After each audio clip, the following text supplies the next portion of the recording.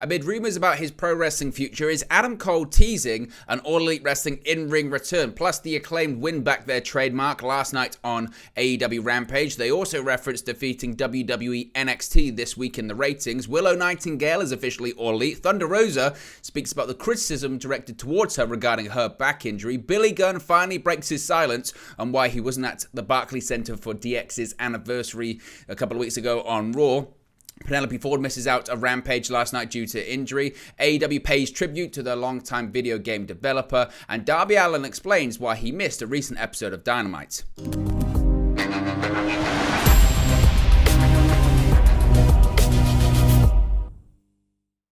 Hey guys, welcome back to Wrestling News 365. Hope everyone is doing very well. As always, there are plenty of news stories to get into in the world of All Elite Wrestling. So let's start off talking about Adam Cole. Of course, Cole is currently shelved with numerous injuries, the biggest being his concussion that he suffered at Forbidden Door, but he's also got torn labrum. He's pretty banged up right now. However, in a post on social media, Adam Cole appeared to tease a possible return to All Elite Wrestling. It should be noted there has been no confirmation that he is indeed coming back. He is said to be dealing with a severe concussion. He posted on Twitter, quote, "You didn't come this far, only to come this far, .. Hashtag Adam Cole baby." Now, of course, as I mentioned, Cole has been out of action since this summer, where he suffered that severe concussion at Forbidden Door in that IWGP World Heavyweight Championship Fatal 4-Way. Prior to that match coming into it, he was also dealing with injuries anyway. It was the first time he had wrestled since Double or Nothing. Of course, he has been dealing with a torn labrum, realistically, ever since he came in to AEW, but it was further exacerbated with his feud with Hangman Adam Page earlier this year. So with Cole attempting or choosing not to undergo surgery for his torn labrum, he then suffered that severe concussion in that Forbidden Door match, which led to a improvised and chaotic finish. And since then, we haven't seen Cole wrestle a match. The only time we have seen him on AEW television is that angle where the Undisputed Era, the Undisputed Elite, kicked the Elite out of the Undisputed Elite when they turned their backs on Kenny Omega.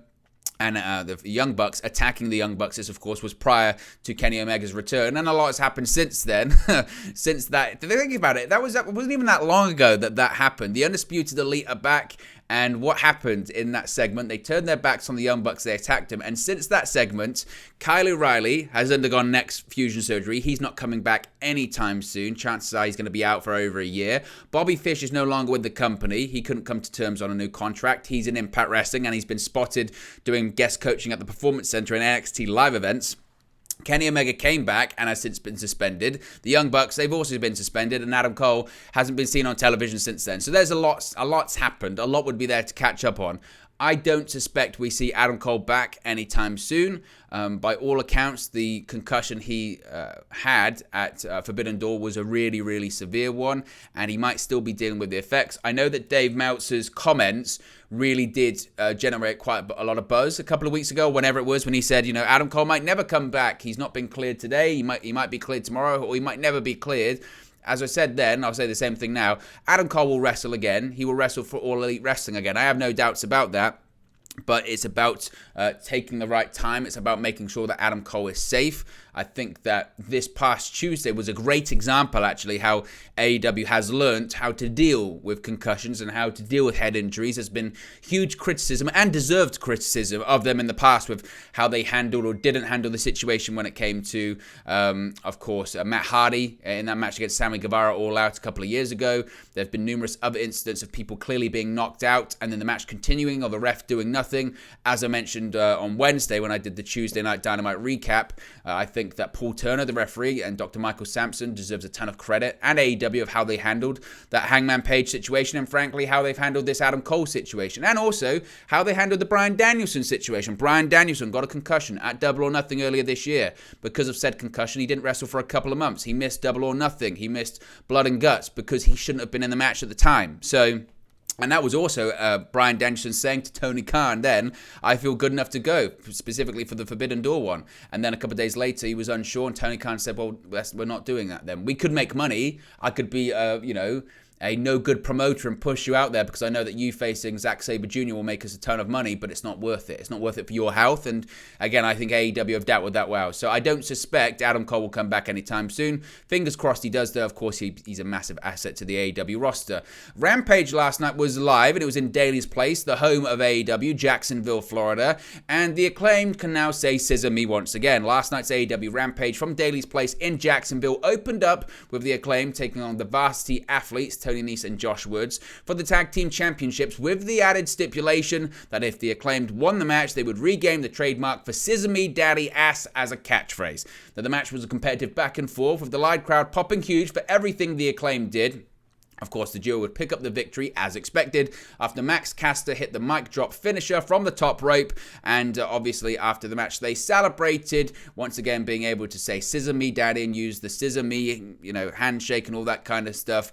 It was just a storyline that they did just for Rampage. Obviously, it was popped on Dynamite a couple of weeks ago. The Acclaimed, I mean, it can't be overstated just how popular they are. And how long it will last, I don't know, because I think that's the real key question here is, it's one thing to have a popular catchphrase and a popular act and a popular gimmick, but you have to continuously refresh it. You have to constantly, evolve and change things and make the people or leave the people wanting more. So I don't know how long they'll be able to keep this momentum, but they're unbelievably popular. Every time their music hits, the crowd goes insane. They love the rap. On top of that as well, their merchandise is doing crazy numbers right now for AEW, so they deserve a huge amount of credit for that. And some people would say, actually, people have been fans of the Acclaimed. I know I have, and I know probably you. I've been a fan of the Acclaimed for a long time.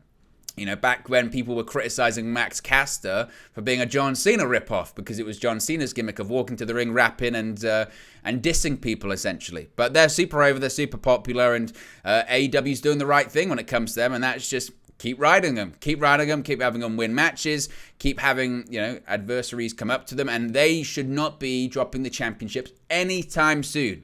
I know the challenge might be is that sometimes the best money or the best television is in the chase, and once you're the champions, then it's a little bit different. But we'll have to wait and see when it comes to that. Now, it wasn't the only bit of news that the Acclaimed made last night. I spoke about Max Caster's rap, and of course, he couldn't help himself. He had to reference WWE and the ratings victory that Dynamite had over NXT this past Tuesday as the Wednesday Night Raws returned on another night. Now, after Dynamite bested NXT in the ratings on Tuesday for the special resurrection of the head-to-head war, of course, they mentioned it on Rampage, and of course, it was Max Caster. Caster and Bowens, the AEW Tag Team Champions, the Acclaimed, were making their way to the ring as Rampage returned to Daly's Place in Jacksonville, Florida. In his standard rap on the way to the ring, Caster mentioned the ratings victory as Dynamite bested NXT in overall viewership for the head-to-head outing, as well as the demographic as well. Thankfully, for fans shouting "Scissor me, Daddy" freely and liberally, as I mentioned, they won their trademark versus title match, and they have the trademark back. It's Max Caster. I know some people will get really upset by that because they get upset when you make any kind of WWE reference on AEW television, or anyone has any shots on social media, whatever. I don't know, as I said when the ratings came out on Wednesday, I don't know if it's much of a ratings victory necessarily to be bragging about, because in actuality, I'm still very surprised by them. I wasn't shocked, obviously. I thought Dynamite would win, and it should win. As I've said several times, AEW has bigger stars than NXT, even though they put main roster talent on that show. It wasn't huge name-drawing main roster talent, realistically. It wasn't like they put Roman Reigns on NXT, because if they'd done that, that would have been very interesting. If they'd put Reigns, if they'd put Seth Rollins, if they'd have really loaded that show up, that would be fascinating to see. But they didn't. It was, it was the Good Brothers, it was Rhea Ripley, it was Raquel Rodriguez, etc. It was that kind of thing. So it wasn't expected that they would defeat AEW. But I still am of the mindset that I think those in WWE would go, well, we knew we were going to lose, and we thought we were going to lose, but we didn't think we were going to lose by that much, because they didn't. There was about, 80,000 viewers in it? It wasn't that much. And AEW did one of the lowest viewerships that they've done in a really long time for Dynamite because of that. Now, that's for various reasons. Different night. You can't rule out things like DVR viewership or the schedule's not updating, because that does happen, or people just forget. People will forget. They'll go, oh, because if you're a casual fan, you just assume Dynamite's on a Wednesday. And you go, oh, what's happened? Oh, it was last night down. I missed it. That can happen.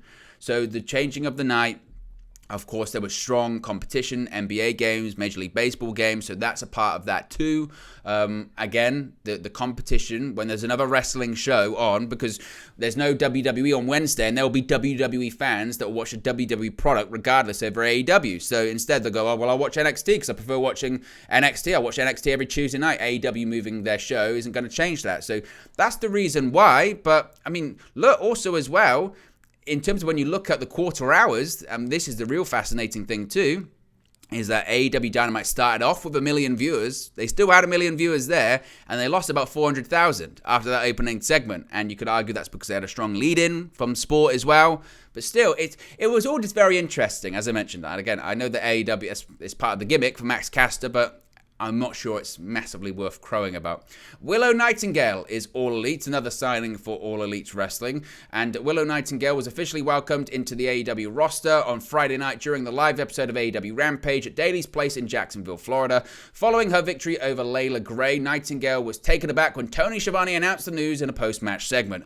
Overcome with emotion, Nightingale would hug Schiavone, as Jim Ross said, well earned on commentary. Shortly thereafter, AEW President Tony Khan sent out his customary wrestler is All Elite tweet.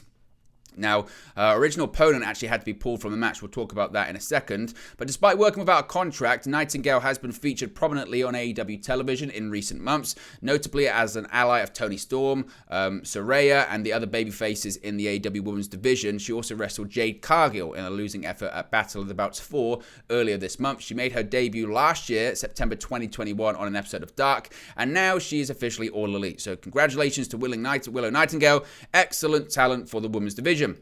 Speaking of the women's division, its champion Thunder Rosa has spoken out on a variety of topics. Now, when it comes to her return from injury, she said she's hopeful for a January return and a return to training in a few weeks, but is still upset at still needing to address her critics while she's recovering. She appeared on Busted Open Radio on Friday, and the AEW Women's World Champion addressed the current state of things and seemed to take aim at recent comments interim champion Toni Storm made about ending the interim title nonsense when she is doing work every week. She said, quote, "I'm still hurt. They haven't given me a time yet when I'm coming back. I'm saying it's January, and I hope it's January. And again, if Toni Storm disagrees with what was decided in the back, that's not my problem. When I get better, I will still be the champion if my boss lets me be the champion. If he doesn't, I will be okay with that decision too, because I don't make the rules, and that needs to be said." She added she'll be getting an epidural in the next 2 weeks so she can begin training for that January return target. She said, quote, "I feel your pain, Toni Storm. I really do feel your pain. I really know and I read that you're doing all the work every single week. Guess what? I'm doing the same work. I am trying to get better, to get back in the ring to defend this championship. But in the meantime, get some wins under your belt so you can talk shit about Thunder Rosa." Now, Rosa said that veterans in the business, not just in AEW, have informed me that there are widespread lies going on in different parts, and I'm part of these rumors or whatever. She said that the Storm comments came as no surprise, as she's been mentioned either good or bad in the media, despite not being on TV for 2 months. Rosa took on the critics of her in-ring work, saying, quote, "As a Latina, it's very hard to make a name for yourself because I'm not a second-generation wrestler. I'm self-made, and I had the opportunity, and I had the great chance to work in many different companies where they believe in my work. And sometimes it just takes one privileged person or one person with clout to like a tweet and destroy everything you've done. It influences how fans see and perceive you as a wrestler." She then addressed the critics of her not being stripped of the title while she was injured, saying, quote, "If you're in the back and you're in distress about me being the champion or me being called the champion, I don't call the shots. I have a boss and there's a booker in our office that makes the decisions. So if you're distraught about what is being booked, maybe you should talk to the booker and keep my name out your mouth. It is really hard when people are approaching you and they're still asking you, because I have some friends who are still asking me if I'm faking an injury. These rumors are started by 1 or 2 people. They just spread out and it's not fair. I don't feel like no other wrestler has gone through this, like not at all. Somebody gets hurt, oh, they are hurt. But when it was me, it was immediate. After everybody was writing get well on Twitter after my promo came out, it was just a flooding of disgusting things that are not true that came out. I am hurt, and if you have something to ask, you can go on my YouTube and watch my YouTube videos. I've posted every time I'm in the doctor's office showing you and explaining you what's going on with me. As a matter of fact, in a week or two, I'm getting another epidural so I can go back to training because I want to get back in the ring. I want to get back in the ring and that's it. I want to show you when they put the needle in my back so they can shut the F up and stop saying that I'm not hurt. That hurts because I'm trying to get out and get mentally prepared to get back in the ring, to get back to do what I love the most, which is professional wrestling. But again, there are certain people who cannot keep my name out of their mouth. I want to get better mentally, physically, and spiritually when people have absolutely nothing to do but to create rumors and spread them out instead of texting me directly because you've got my number. It creates a lot of problems in my career too, with my family, because my family is worried, they get harassed, they get everything else. So there you go. I mean, Thunder Rosa really speaking out there. Look, you can make up your own mind. You can make up your own decision about what you do or don't believe regarding her injury. There were reports out there that said she could have worked that show if she wanted to, but decided not to. And again, that's up to you to come up to that decision and use your discretion about what she has said there. But certainly Thunder Rosa pushing back very firmly against her critics.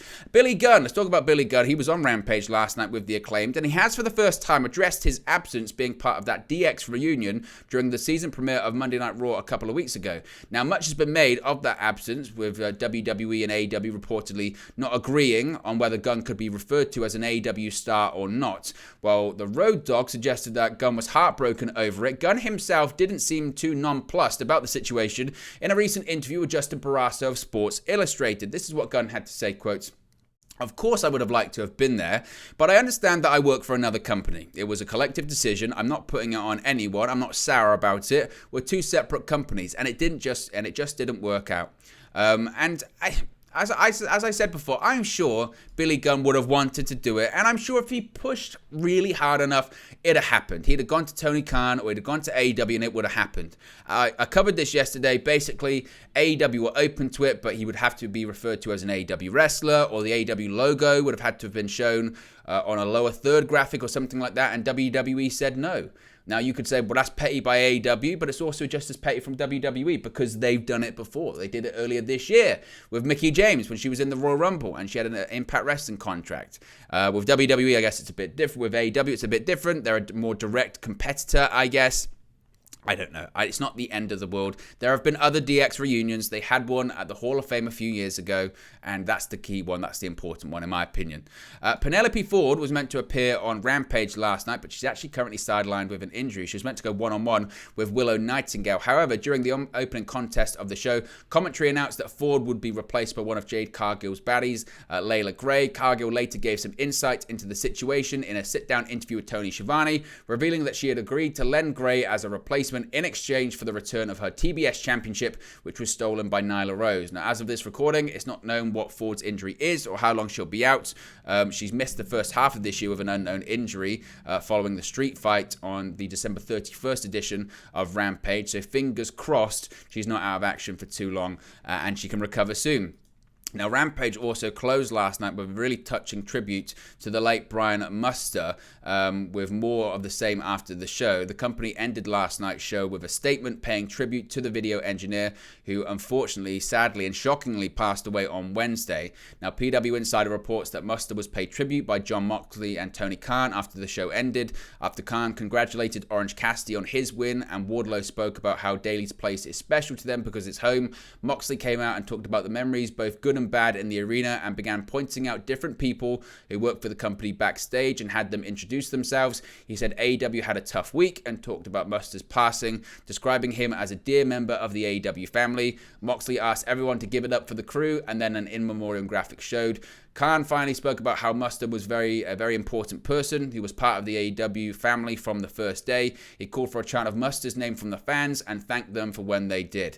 As has been reported and is out there on social media, you can go and find it. A GoFundMe has been set up for Muster's family and you can contribute online there. Again, very sad news for anyone to lose a family member at such a young age. So thoughts and condolences go out to the Muster family. Finally, Darby Allin has revealed why he missed a recent episode of AEW Dynamite. Of course, he's been ever present really on AEW television since 2019. Now, speaking on the sessions with Renee Paquette, he revealed he missed shows because he was planning a Halloween party at his house. The party even featured Billy Gunn shooting paintballs at Darby while he and others were running the ropes.